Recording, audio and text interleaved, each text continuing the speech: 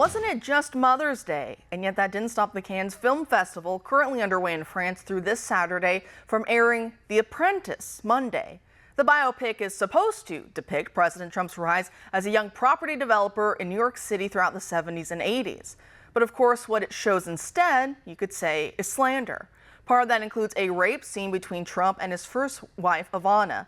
The scene stems from allegations Ivana made during the pair's messy divorce, something she later retracted as being false and made it part of the mudslinging common in high-profile divorces to get a better deal. The pair later made amends and remained good friends until her recent passing in 2022. So just imagine what low-life scum you'd have to be to resurrect that regrettable situation, try to pass it off as being the truth, despite both parties saying it never happened, and then to air it about a deceased woman right after Mother's Day, when her own children, Donald Jr., Eric, and Ivanka, are still living. I couldn't imagine seeing my parents depicted like that on screen, especially by people who hate them. Not saying that Ivana's children are going to be watching this biopic anytime soon, but you know they know about it, and that's bad enough. It's so gross, but do we expect any better from these Hollywood elites at this point? Even worse, the film got an 11-minute standing ovation from those malicious airheads. That's why the Trump campaign is now threatening to sue over this, despite the film beginning with a disclaimer that many of the events depicted have been fictionalized. The Trump campaign is tying back this hit job to other forms of election interference we're seeing so far this year, including the alleged hush money trial in New York.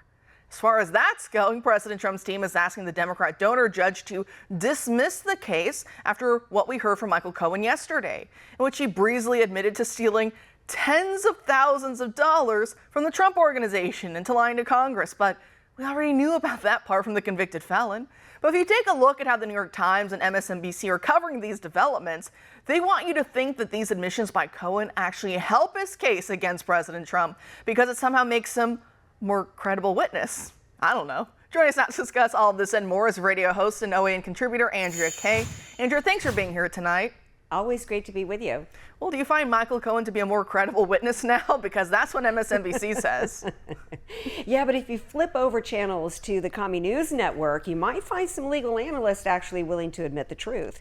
That he is not just a con artist, not just a serial perjurer and liar, but an admitted thief, and that really wasn't the best evidence that you want on the stand. In fact, a legal analyst at CNN admitted that him committing larceny, which he admitted to, and stealing $30,000 from Trump was actually far worse than the falsifying business records charge for which Trump is facing. Although that's technically, I don't think he's ever really technically been presented with formal charges in this case. Look, and then you even had another analyst on CNN who actually didn't lament the fact of what this meant for the case. And she went on just to say that, look, the prosecutors did a really bad job in dealing with this crime that he admitted to because it really strikes at the heart of the case. So she's lamenting that the prosecutors didn't do a good job deftly dealing with the fact that Cohen's admission destroyed their case. No, really this case should be dismissed. But instead of lamenting the fact that the courts are being used, a former federal prosecutor she was, instead of her lamenting that the courts are being used to persecute somebody, she's lamenting that the prosecutors just didn't handle it deftly enough. Well, I mean, that's exactly what they say. It's their shtick at this point, right? It's just the get Trump at all costs.